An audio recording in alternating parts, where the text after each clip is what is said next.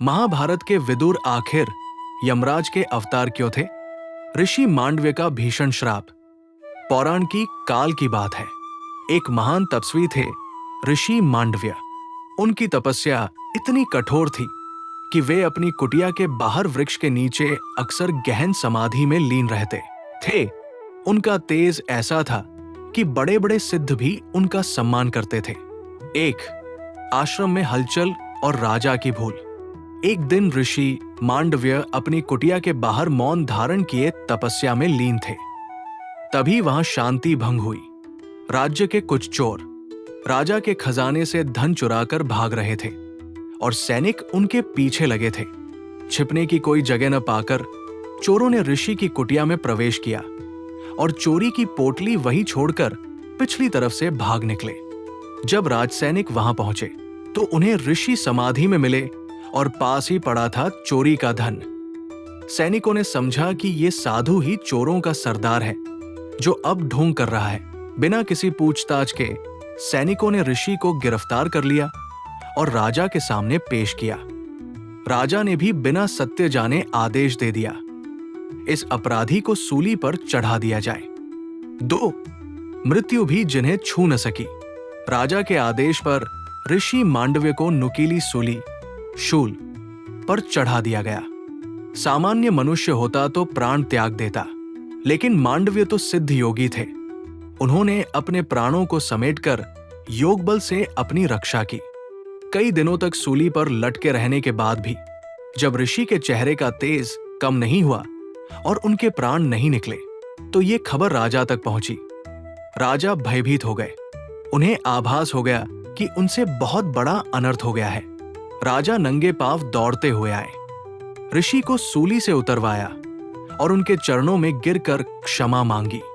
ऋषि मांडव्य ने शांत भाव से कहा, राजन, मैं तुम्हें क्षमा करता हूं क्योंकि तुम्हारे शरीर में वही ईश्वर है जो मुझ में है, परंतु जिसने मुझे इस निरपराध दंड का विधान दिया है मैं उसे क्षमा नहीं करूंगा। 3 यमलोक में धर्मराज की अदालत। अपने तपोबल से ऋषि मांडव्य सशरीर यमलोक जा पहुंचे। वहां यमराज धर्मराज अपने सिंहासन पर विराजमान थे। ऋषि को क्रोधित देख यमराज भी सहम गए। ऋषि ने कड़कती आवाज में पूछा, धर्मराज, मैंने अपने जीवन में ऐसा कौन सा पाप किया था जिसके बदले मुझे सूली पर चढ़ने जैसा भयानक कष्ट भोगना पड़ा? यमराज ने चित्रगुप्त की बही खाते देखे और उत्तर दिया, महर्षि, जब आप 12 वर्ष के थे तब आपने खेल खेल में एक पतंगे कीड़े की पूंछ में सींग नुकीली डंडी चुभो दी थी। उस जीव को जो कष्ट हुआ उसी के कर्मफल स्वरूप आपको ये सूली का कष्ट भोगना पड़ा। 4 ऋषि का क्रोध और श्राप। ये सुनते ही ऋषि मांडव्य का क्रोध ज्वालामुखी की तरह फट पड़ा। उन्होंने यमराज को ललकारा, धर्मराज, तुम धर्म के देवता होकर भी धर्म का मर्म भूल गए। शास्त्रों का विधान है कि 12 वर्ष तक के बालक को धर्म और अधर्म का ज्ञान नहीं होता। उस उम्र में अज्ञानता में किए गए पाप का दंड इतना कठोर नहीं हो सकता। ऋषि ने अपनी जटाएं खोली और जल हाथ में लेकर यमराज को श्राप दिया, हे यमराज, तुमने एक अबोध बालक की भूल के लिए एक ब्राह्मण को मृत्यु तुल्य कष्ट दिया है। तुमने शास्त्रों के विधान का उल्लंघन किया है, इसलिए मैं तुम्हें श्राप देता हूं कि तुम्हें अपने देवलोक से गिरकर मृत्युलोक पृथ्वी पर जाना होगा। तुम्हें एक शूद्र योनि में एक दासी के गर्भ से जन्म लेना पड़ेगा। 5 फलितार्थ।